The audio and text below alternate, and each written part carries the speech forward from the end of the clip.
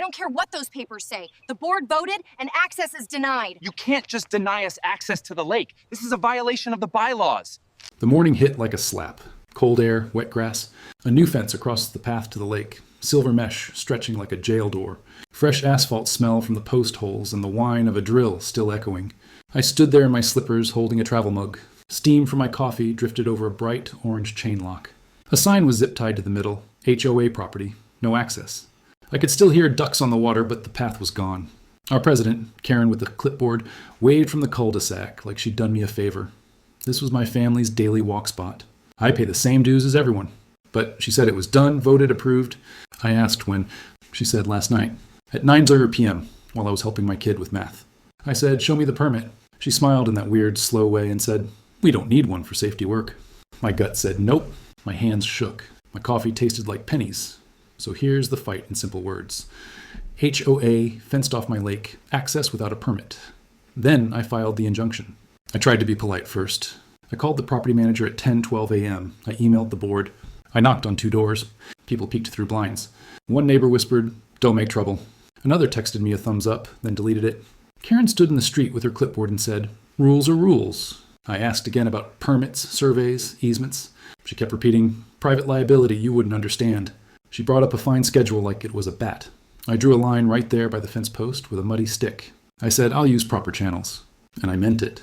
I went inside and started the receipts montage. I lined up photos, emails, and call logs in a binder. I printed a map from the county GIS showing the path as a public access easement recorded in 1998. I marked dates with a fat highlighter. May 3rd, 2024, board vote at 9:00 p.m. with no notice. May 4, 7:15 a.m. fence installed. Timeline item 1, April 5 at 4:27 a.m. false trespass call. She made that call on me when I went to pick trash by the dock. Patterns of false reports can be prosecuted. That's the law in simple words. I kept the tone calm, but I was done being small. Next, I pulled public records. The clerk stared at me and smiled like she knew the type. I handed her the parcel number. She typed. No permit on file, she said, and printed so much paper my hands warmed from the stack. When I left the counter, the file landed with 63 pages. The big piece was an old plat note. Path is public access to water for all subdivision residents. I circled it in red, took a flat lay photo, and emailed it to the city inspector. Then I walked to the courthouse window and filed for a temporary injunction. The clerk stamped it like a drum. My heart was louder. The judge on call set a quick hearing for Tuesday at 8:30 a.m. I slept for exactly 2 hours that night and dreamed of bolt cutters shaped like question marks. The trap wasn't mean. It was clean. Karen had planned a ribbon cutting for her fence. She posted it in our HOA app at 11:02 a.m. with balloons and a food truck code. I RSVP'd as maybe. Then I messaged the inspector my schedule. I also invited 3 neighbors who were tired of her threats. No quotes, just facts. Bring phones, I said. At 5:00 p.m. the next day, the cul-de-sac was a party. Kids on scooters, the smell of grilled onions. Karen wore a sash that said, safety first. I stepped up with my binder, my map, and a little Bluetooth speaker that made a satisfying click when it turned on. I played the voicemail she left me the night before. We don't need permits for safety work. The inspector's truck turned the corner with amber lights blinking. Not a siren. Just those slow flashes that say, yup, official. He looked at the fence, looked at my map, looked at the plat note I'd printed at 16-point font. He asked Karen for the permit. She said, it's pending. He checked his tablet. It wasn't. He pulled out a red tag and stuck it on the chain. Stop work, it said. Then he read the easement aloud. The crowd murmured. A teenager started filming in vertical. Someone said, oof. Karen tried to cut the ribbon anyway. The inspector raised a hand. Not today. I handed him the injunction papers. He glanced, nodded, and said, this will go to the judge. People started clapping because they could feel the flip. The clip hit our neighborhood Facebook within 10 minutes. Likes shot up to 100, then 200 by morning. The comments were spicy. One said, imagine building a fence on a public path and throwing a party. Another said, permit? She barely has permission to hold that clipboard. My favorite was my elderly neighbor, Mr. Polk, who typed, I told her in 2009 she was not in charge of the lake. Someone made a meme with the sash.